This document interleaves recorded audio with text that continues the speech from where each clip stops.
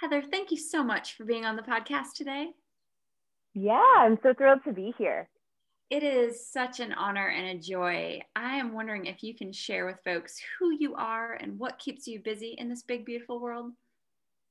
Oh, very busy, many things. I like to say, as Walt Whitman says, I contain multitudes. So I am an author primarily. That is my main job. I write YA novels, and now I have my first biography coming out. So I'm always switching up my genres and trying new things. And then now I'm working on an adult novel. And so I just kind of dip into a lot of things in the writing world. I have a book coming out in September called Codename Badass. And it is the true story of World War II disabled spy Virginia Hall, who was the Gestapo's most wanted spy in France. She's amazing. I can't wait to talk about her. In fact, it's so great because usually when I'm talking about my books, it's a novel that I've written, and that can feel a little bit awkward or hard to explain because writing a novel is such a personal experience. And then now I just get to tell people about this amazing woman who, is my best friend I've never met. So how did you find out about her? And how did you become called to write this book? Yeah, so it was really serendipitous. I have always been obsessed with spies. And I was visiting a friend in DC a few years ago, and she was saying, what do you want to do? And I found out there was an international spy museum there. So I was like, that's what we're doing. So we went to the museum, which is as awesome as, if you're into spies, it's as awesome as you can imagine. And there was this little area with one of those text boxes that they have in museums, and it said the incredible limping lady, and I was intrigued, and so I read on, and it told all about this. It was just a little short bit about this amazing woman named Virginia Hall, who was an amputee when she was a spy in France. She spied for the British and for the Americans. And she armed the French resistance. She trained an army. She escaped over the Pyrenees Mountains with her prosthesis leg. Amazing woman. So they had her radio there because she was a radio operator for part of her missions and some passports. And I couldn't stop thinking about her. So I thought I'd write about this woman, and I had never written a biography before. And I sat down to write, and it was very salty and cursy and basically like an episode of Drunk History. And I was like, okay, we're going with this. I wrote the biography I've always wanted to read because usually they're really dry. So yeah, that's how it started. And then right when I was writing, this amazing serendipity happened where a few other writers at the same time started writing about her. It was just in the air, suddenly, and we all found out about her in different ways. I got to go to the CIA. It was crazy. Yeah. What was it like going to the CIA? It is just like in the movies. There's that logo on the ground. There's the wall of fallen spies with all the stars. You can't bring any electronics in, and it's amazing. I mean, I know that sounds kind of weird because the CIA also has a very dark history and present, but it was so strange to be let into this world that, you need security clearance to go in there and stuff. And it just was like, oh, that's one of the perks of writing, right? Just getting to go into these unexplored spaces that are either imaginary or real. So yeah. And fall down a rabbit hole and see where it takes you. Oh my gosh. Yeah. I mean, I went to France. I went to her old drop sites where, the Lysander planes would drop in arms and, ammunition. And it just so many different experiences that it afforded me. So writing a biography is very, very hard. Very, very hard. But it's been incredible. Well, okay, so like you said, you have done a lot of YA and adult literature as well. And what was it like switching gears? Did you have to learn new skills to be able to do this? I mean, what was the biggest thing for you in that process? Yeah, it's the biggest thing that the writers that I work with, because other hat is as a writing coach, and probably the number one reason people come to me is because of the inner critic, which includes, of course, fear, self-doubt, comparison, the imposter syndrome, all of that. You would think that writers would come because they're like, oh, I need help with craft, or my book's not working, or I need publishing advice. But even if they don't realize it, they're coming to me because of the inner critic. So that's all of the work we do. So I had a lot of tools to work with that when it came up with this book, which it came up a ton, especially imposter syndrome. I mean, I have an MFA in writing and all that, but I do not speak fluent French. I mean, I can like kind of read French, but I had to go into these archives and read, field reports in French. Thank God for Google Translate, and yes, I've written a master's thesis, but a biography where everything has to be cited and you're writing a woman's life. I mean, the responsibility of getting it right is enormous. I got to meet her niece, who is still alive, and that was really helpful because I felt a real connection with her. Her name's Lorna Catling, and but also a sense of responsibility. Like, I'm writing about somebody's family, and there was a ton of research, and Virginia Hall was disabled and I am not, but she wasn't born that way. She actually literally shot herself in the foot, literally. Yeah. And so it's been incredible, just of course have readers who are disabled who read for me and everything, but because she wasn't born that way, I was really able to recognize, wow, what if I had done that? What if I had been hunting and literally shot myself in the foot, felt like my whole world had fallen apart, and then could have an example like Virginia Hall to follow? So as I was writing this book, I kept thinking like, okay, this is hard, but you don't have the Gestapo after you. Like, you're not trying to like be a spy with a prosthetic limb. Like, come on, Heather, you can do this, So she just inspired me through the whole process, but the imposter syndrome was real. And I think also because biography is a male-dominated field. And I'm purposely, writing this book to be really accessible, not like dumbed down or anything. I mean, it's very researched, but I wrote the book that I wanted to read. And I think, some people might be like, wow, you can say all the curse words in a biography. Is that okay? And I think it is. I think Dindy, that was her nickname. I think Dindy would have liked it. I hope. Hey, did her niece say she was kind of salty? Like, I mean, Yes. And the people in the field also said the same. Like, she was a bad bitch. She just was. So. Oh, like cute in the Lizzo, right? Right. I actually quote Lizzo in the book. Oh, good. I love that. Okay.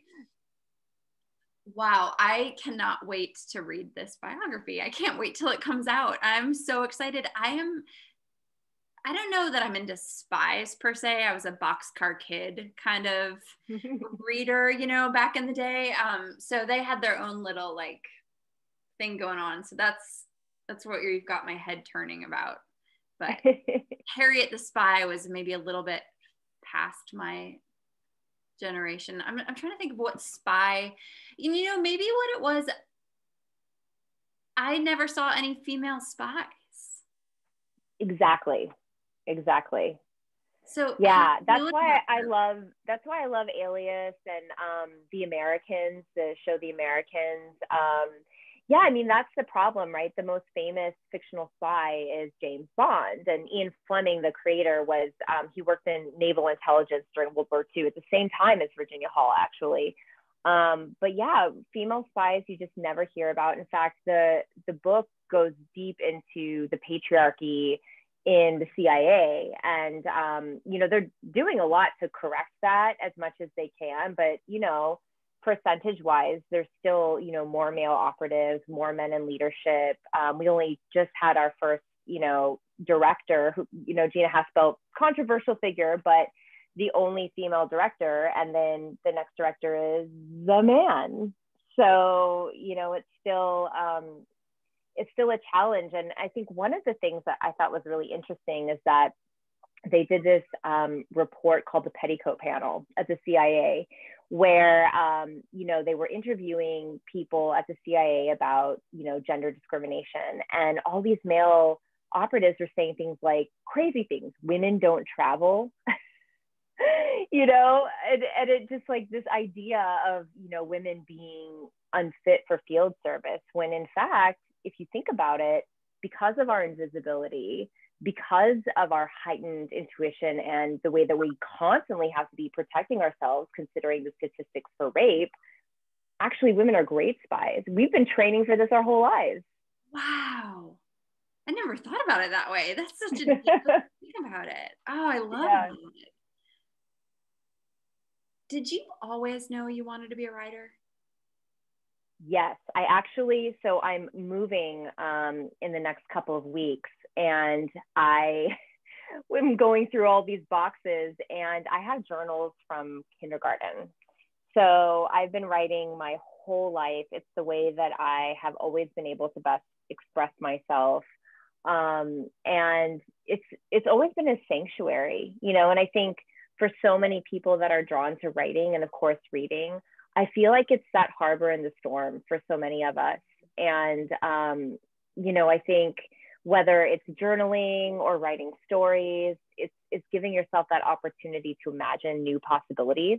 I did not have a great childhood, as many people have also experienced family of origin issues. And I feel like that was my lifeline, was writing and reading. And I think that's part of what drew me to writing for young adults initially, although of course now I'm also writing for the adult market. But, you know, YA, over 50% of the readers are adults. So I mean, I write for all ages. Love YA. It is one of my favorite genres, and I am not bashful about saying that. Like, it's just so much. Okay, maybe not the best writing in the whole world, but I literally at one point in my life took a vacation day to read through the night and then into the next day the Twilight series. So I mean, I was an adult when that happened, and like, just bring on the YA.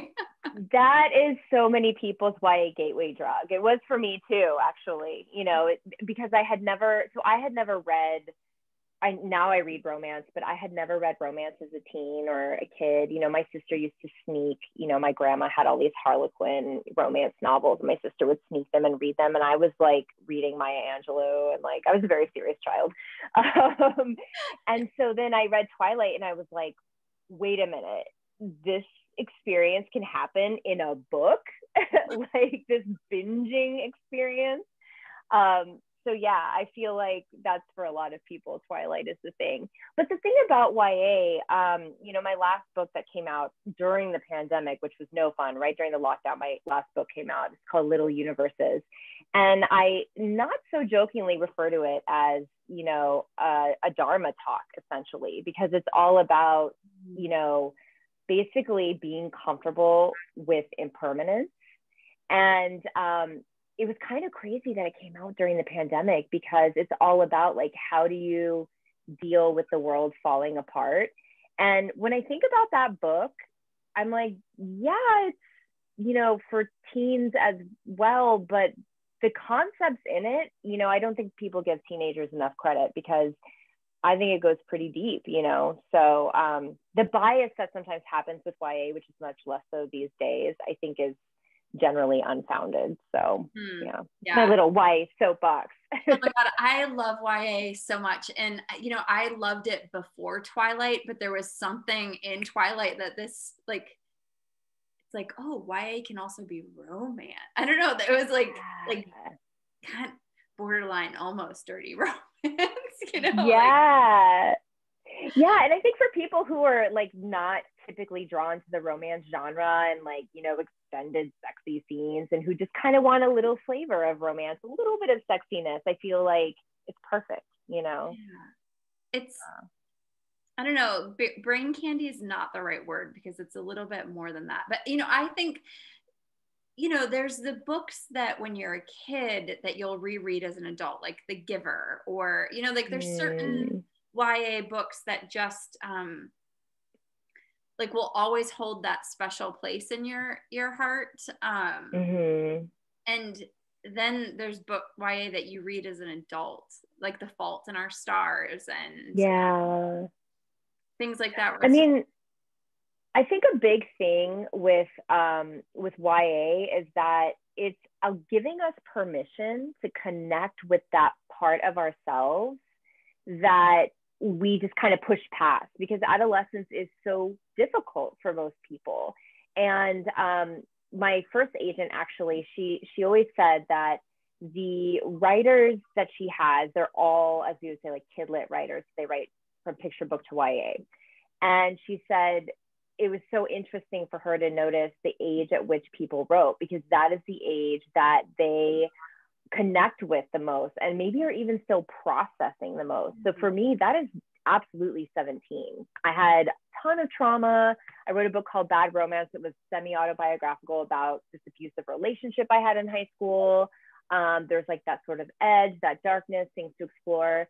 But then, you know, then there's the picture book authors who are just like full of childlike wonder and joy, and like the way they look at the world is just like, it's so delightful.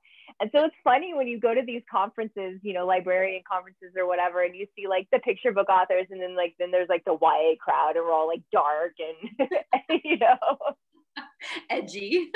Yeah. But I do think people are getting a chance to kind of like get some medicine from these books and and heal a little bit, and also reconnect with that part of themselves that's still a part of you. Like, I don't think I've actually, I mean, I have obviously changed a lot since I was 17, but not, I mean, I'm still me. I'm still that person, just evolved a little bit, you know? That feels really true for me as well. And yeah, I mean, I feel like I love that your last book was called Little Universes, because each book is its own little universe as well.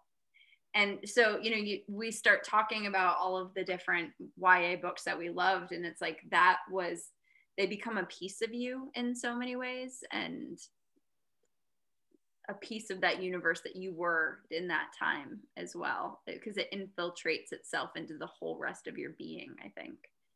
And I also think that for writers, you know, the gift is that, what I always tell the writers I work with is that every book is your teacher, you know? And so the book that you're working on often comes to you when there is something that you kind of need to look at and explore. And when I wrote Little Universes, for example, one of the characters struggles with depression. And that is something I struggle with. And she also struggles with issues of self-worth, also something that I was still kind of working through, not the self-worth so much, but the self-regard, right? That ability to say, like, I am enough, you know, and really believe it, not just intellectually say it as some kind of affirmation. And so that book was really my teacher. And as that character worked through that, I worked through that.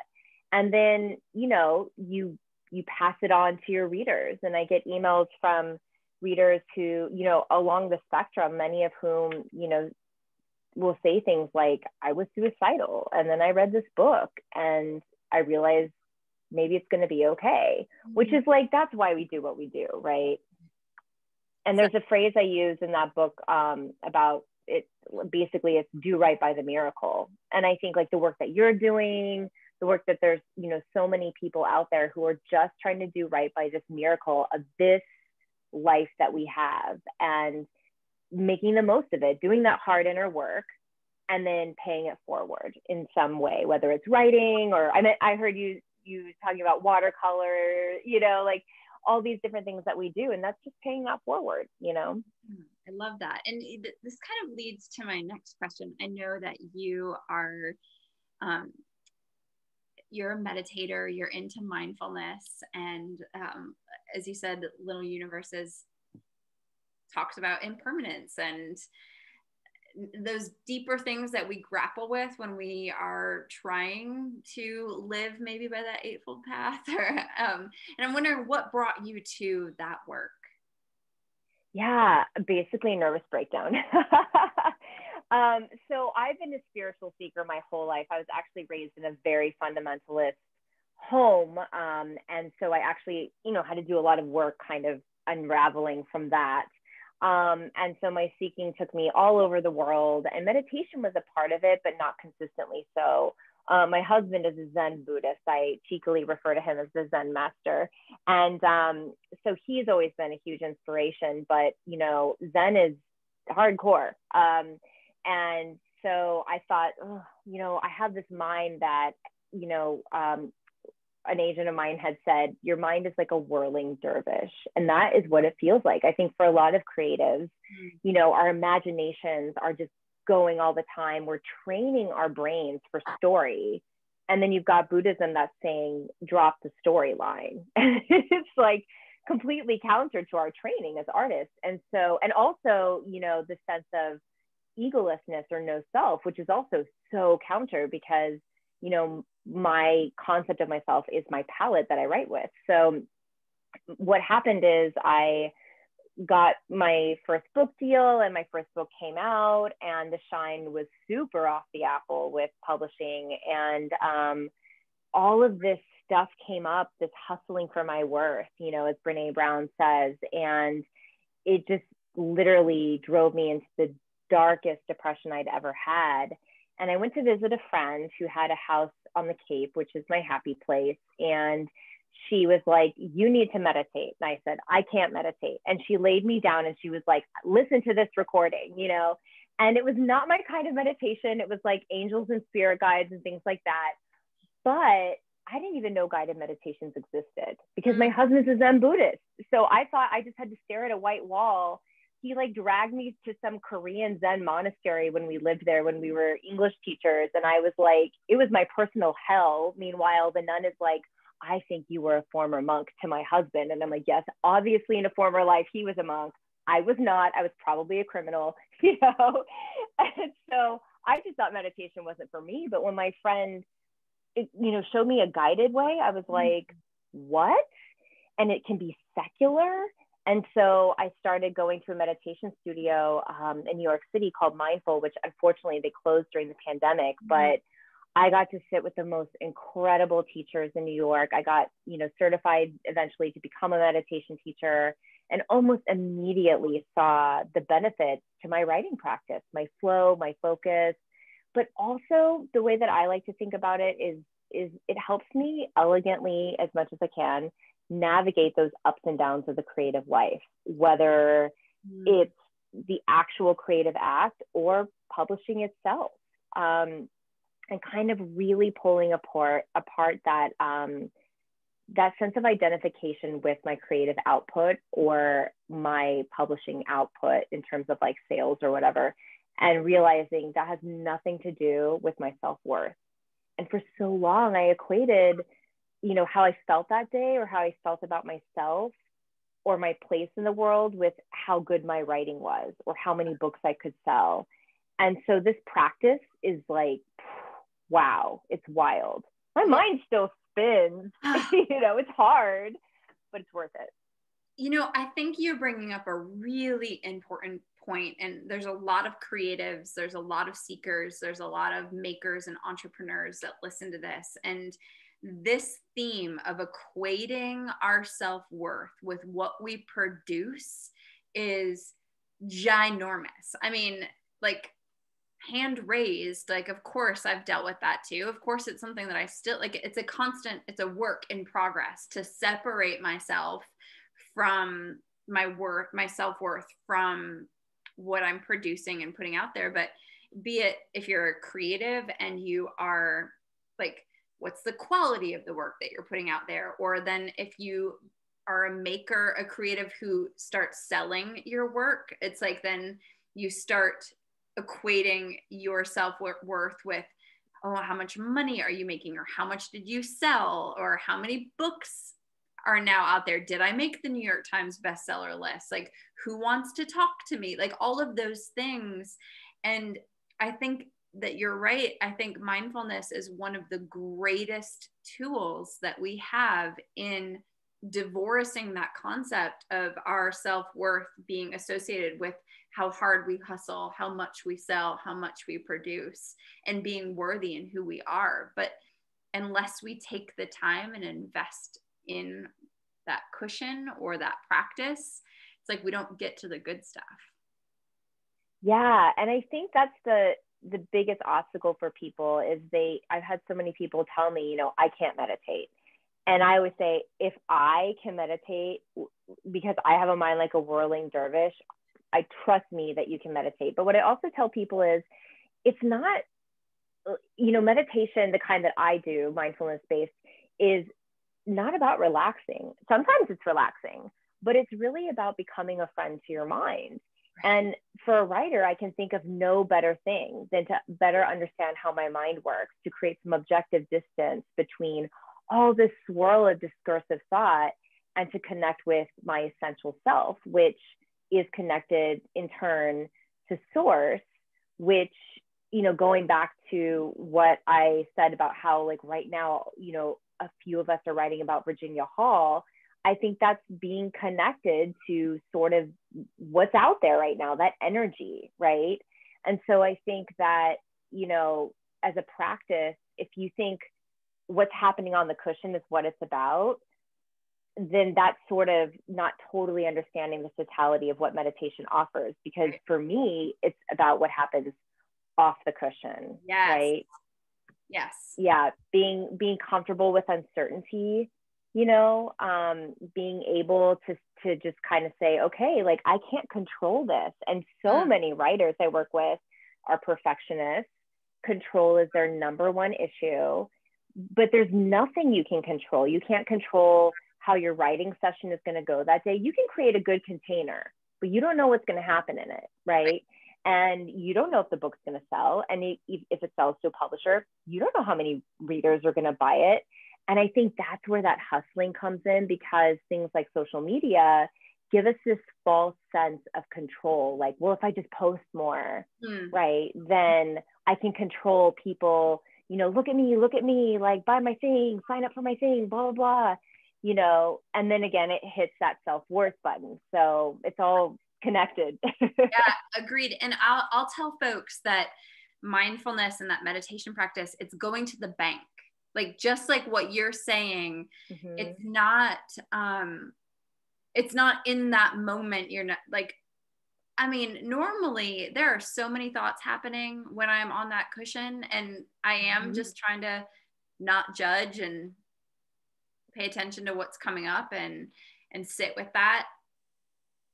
And I never feel like I'm getting benefit in the moment. Wow, that is ever. Like, there is never a time where I'm like, this is fun, I'm happy I'm doing this. But where it does pay off, where I'm able to withdraw from the bank, is like when I'm having that really uncomfortable conversation with someone, or when I'm sitting down to write and need to withdraw.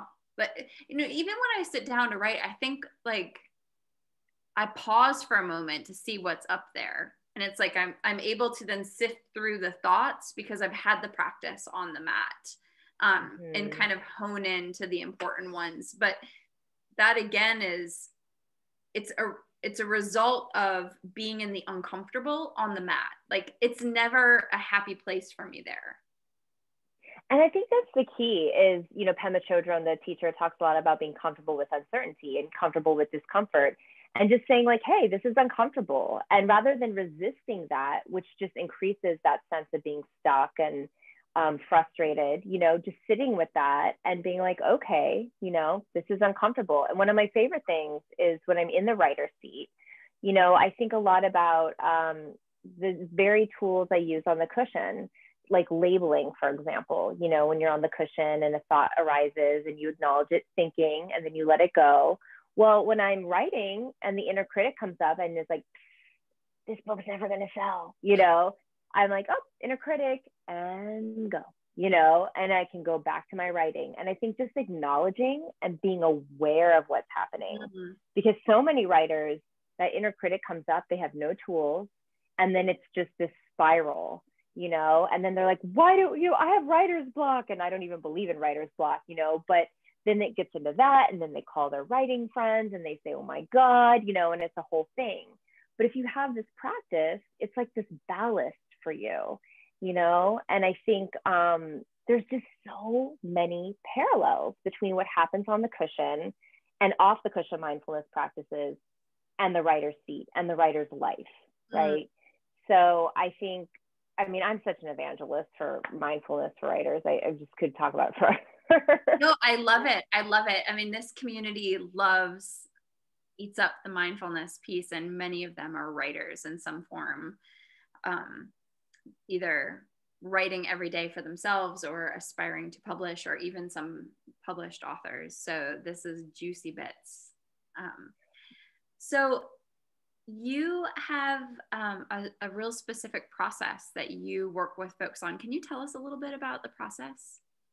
Yeah, I call it "you have a process" only because I literally have to say that to my writers. And then after we do this work, they say, oh, I have a process. It's just, it almost feels like something like a commercial or something. It's hilarious because it happens every time. But with the writers that I work with, you know, one of the first questions I always ask is, what's your process?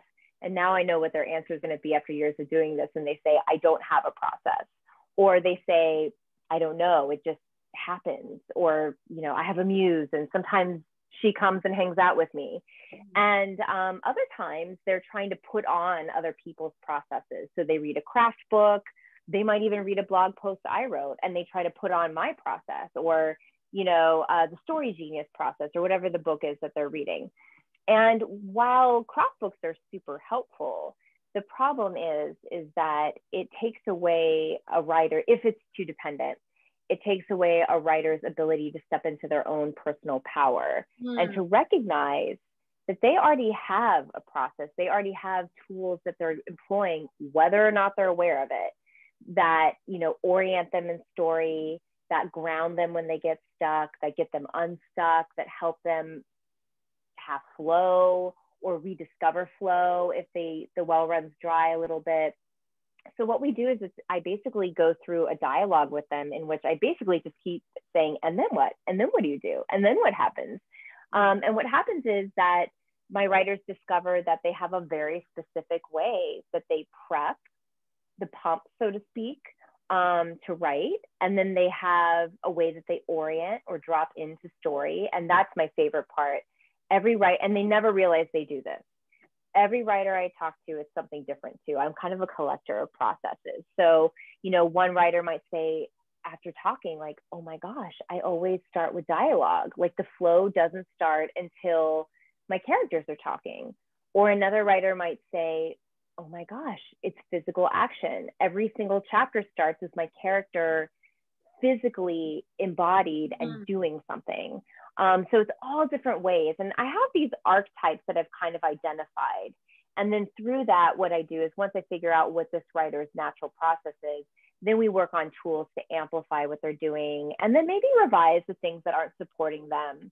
Usually what's not supporting them though is like not good writer hygiene in the writer's cave, right? So, you know, having their phone in the room when they're writing, or not setting good boundaries around their creativity with themselves or others, not employing mindfulness when they're stuck, you know? And so we look at ways that, okay, well, when that inner critic comes up, how do we work with that, you know? But it's so cool because it empowers these writers to know that they have a process. And then that authority shows up on the page, because a writer who is confident in herself and what she's doing and feels like, I am a writer, I have a process, that shows up on the page with stronger voice, stronger craft. So it's this really delicious kind of holistic process. It's my favorite thing to do with writers. And we do it with revision too. You know, it's a little bit different, people, the way they revise, but you know, it's great because it brings in all the things I love. You know, it brings in craft, story, mindfulness. It brings in side writing, which I'm a huge proponent of, exploratory writing, filling the well. So I do this thing called a writer's Sabbath. So every Saturday is my writer's Sabbath. And I don't do anything that day. That is my day. Now, I don't have children, so I recognize for some people that's a little bit harder, but I'm really big on taking that time to fill the well, because half of our problems as writers is that we're writing on fumes. We're just completely on empty, right? And so getting really intentional about that, I think is really important. So yeah, we go through this whole process. And then I just ask them to also be really attentive to what's happening in the writer's seat after we, go through this dialogue. So I'm developing a course right now for people that don't just work one-on-one with me, because I'm like, this is too good, I have to share it, and you can figure that out on your own, or do it in dialogue with a friend or something. Lots of like support materials and little modules and lectures, that are going to go in that. But at the core of it is just recognizing, bringing that mindfulness to the writer's seat. So if you get stuck, saying, oh, okay, I'm stuck, let's walk it back. What happened before I got stuck? I was in flow and then I got stuck. And that gap, you figure out what happened. Wow. And you can work on it. Yeah. Awesome. I love that. And you share so many nuggets too on your newsletter, right? So can you share with folks some of the things that they might find on your newsletter by signing up? Every month I choose a word that kind of guides the work that I do. And we're taking a break for the summer, but I typically lead a little gathering, which I actually think you have a thing called gathering. I love that word, gathering. Me too. Yeah, so it's so cozy. So I have this thing called The Well, which is a writer's community. And so we gather once a month, and it's 90 minutes, and we connect about that word, and I share exercises and we go deep. But my newsletters are themed around that word. So this month, the word was embodied. And I'm so into being connected to my body as an artist. And I feel like it is ground zero for the work, the inner work and the shadow work that we need to do to really come into our own as artists. And I love sharing practices in my newsletter, very practical things of like, here's something you can try. And then, giving people that opportunity to have a little practice and to have a word to kind of inspire and guide them. So, I've shared about, I love the book Burnout, about the unlocking the stress cycle. Emily Nagoski is the writer, and her sister. And it's really looking at, what's happening in the body right now, and what can I do to listen to my body better, right? Martha Beck's new book, The Way of Integrity, also talks a lot about this somatic focus, because especially I think as a woman, really connecting to that gut feeling and trusting that, because the mind, as we know in mindfulness, is always going to, tell us what the ego wants to hear. And those little, if you've ever done like parts work in therapy, those different parts are going to say like, your little scarcity devil is going to say, oh no, there's not enough. But maybe your gut is like, everything's fine, And so really being able to kind of make decisions based on that felt sense and trusting that more. So that's something I talked a lot about this past month, but yeah, and then in my newsletter, I have something I call the rough draft, which is just like a monthly check-in that people can download and just kind of check in with their writing process. How's it going? What's working? What needs some revision? What support can you get? Just kind of having those moments of check-in. And then there's craft support and lots of meditation downloads and stuff like that.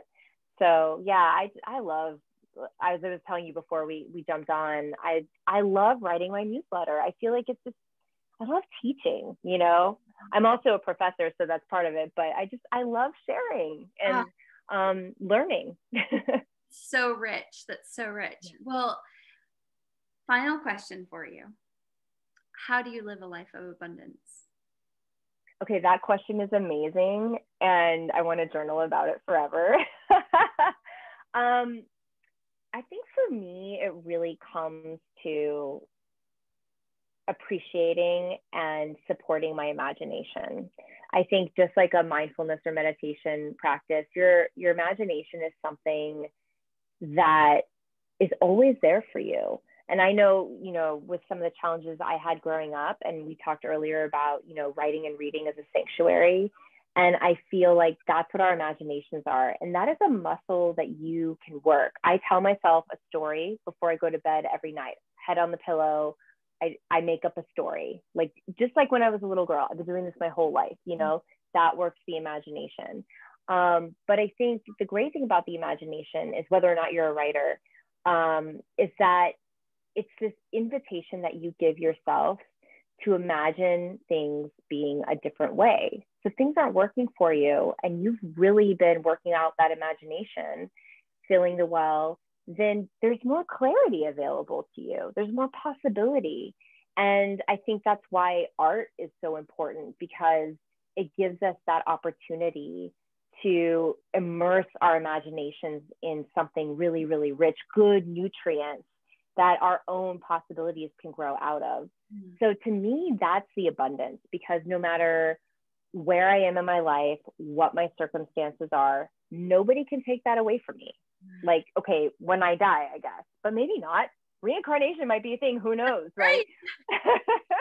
But yeah, the imagination, and it's free, and you don't need any fancy equipment for it, and nobody can freaking market it to you. It is yours, and you already have it. And oh, I love that.